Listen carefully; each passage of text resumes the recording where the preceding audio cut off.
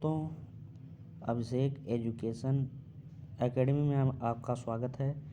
DElEd second semester प्रारंभिक शिक्षा के नवीन प्रयास की श्रृंखला की कड़ी में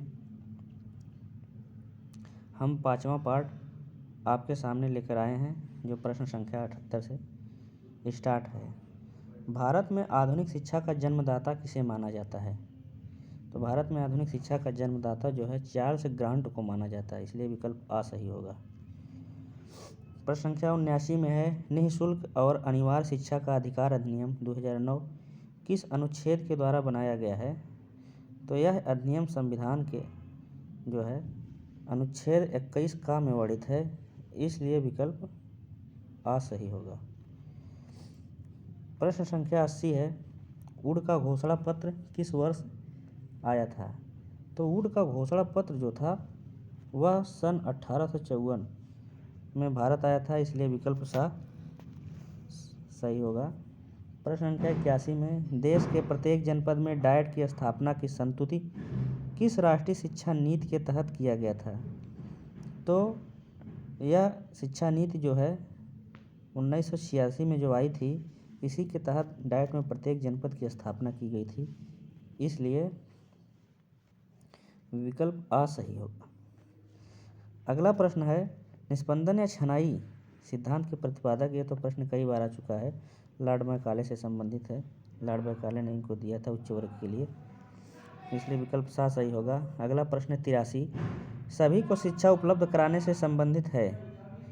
तो सभी को शिक्षा उपलब्ध कराने से संबंधित है, इसमें जो है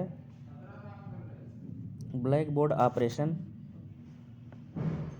नवोदय विद्यालय, जिला शिक्षा एवं प्रशिक्षण परिषद, उपर्युक्त सभी, ये सभी जो है शिक्षा उपलब्ध कराने के लिए बनाए गए थे, इसलिए विकल्प द सही होगा। अगला प्रश्न है प्रश्न संख्या 84, ह्रास की समस्या से क्या आशय है? यह ह्रास की समस्या जो होती है, बीच में ही विद्यालय छोड़कर चले जाना बच्चों में एक प्रकार की समस्या होती है, जो विकल्प सही माना जाएगा।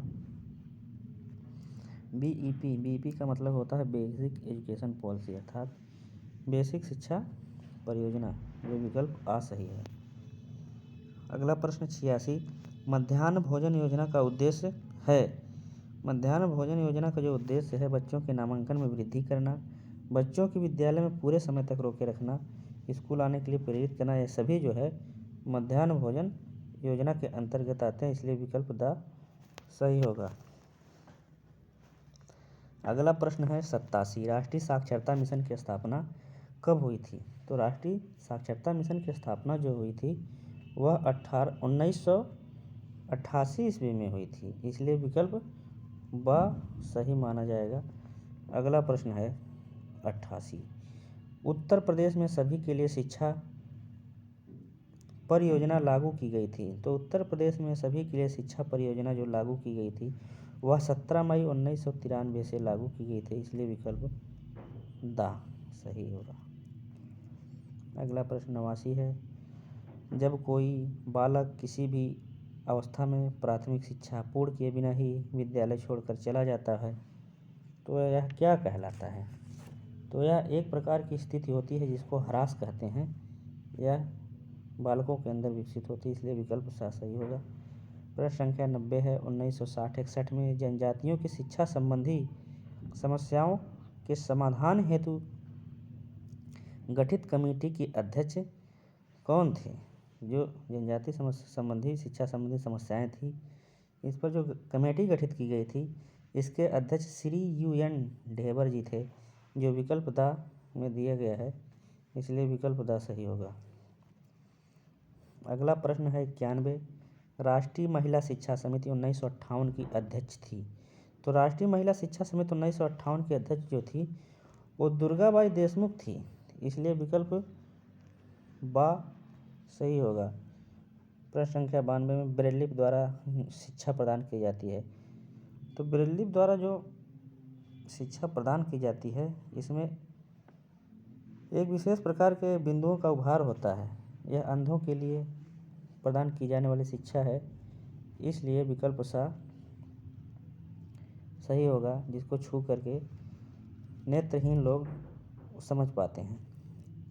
अगला प्रश्न है प्रश्न संख्या 93। उत्तर प्रदेश में जिला प्राथमिक शिक्षा कार्यक्रम प्रारंभ की गई थी। तो जो उत्तर प्रदेश में जिला शिक्षा कार्यक्रम प्रारंभ हुआ था वह 1997 से 1998 में शुरू हुआ था, इसलिए विकल्प बा सही होगा। अगला प्रश्न है संख्या 94। शिक्षा में अपव्यय तथा अवरोधन पर अपना सुझाव दिया था। तो शिक्षा पर अवरोधन और अपव्यय पर अपना सुझाव हरटांग समिति ने दिया था, इसलिए विकल्प आ सही होगा। अगला प्रश्न है 95। राष्ट्रीय शैक्षिक अनुसंधान एवं प्रशिक्षण परिषद का मुख्यालय कहाँ है? तो इसका मुख्यालय नई दिल्ली में है, इसलिए विकल्प बा सही होगा। बेसिक शिक्षा अधिनियम पारित हुआ। तो बेसिक शिक्षा अधिनियम जो है सन 1972 में पारित किया गया था, इसलिए विकल्प सही होगा। प्रश्न संख्या 97। शिक्षकों हेतु राष्ट्रीय पुरस्कार का प्रारंभ जो किया गया था वह कब किया गया था? तो जो शिक्षकों को राष्ट्रीय पुरस्कार दिया जाता है, सम्मानित किया जाता है, वह सन 1958 से प्रारंभ किया गया था, इसलिए विकल्प आ सही होगा। और इस कड़ी का अंतिम प्रश्न है जो आप सभी को पता होना चाहिए कि यह लगभग हर वीडियो में बताया गया है कि बच्चों के लिए निःशुल्क एवं अनिवार्य शिक्षा का प्रावधान संविधान की किस धारा में है? तो धारा जो है धारा 45 है, जो कि विकल्प सा में दिया गया है। दोस्तों, अगर यह वीडियो आपको पसंद आई तो आप हमारे वीडियो को अन्य लोगों तक अवश्य शेयर करिए, क्योंकि यह उपयोगी सिद्ध हो सके। धन्यवाद।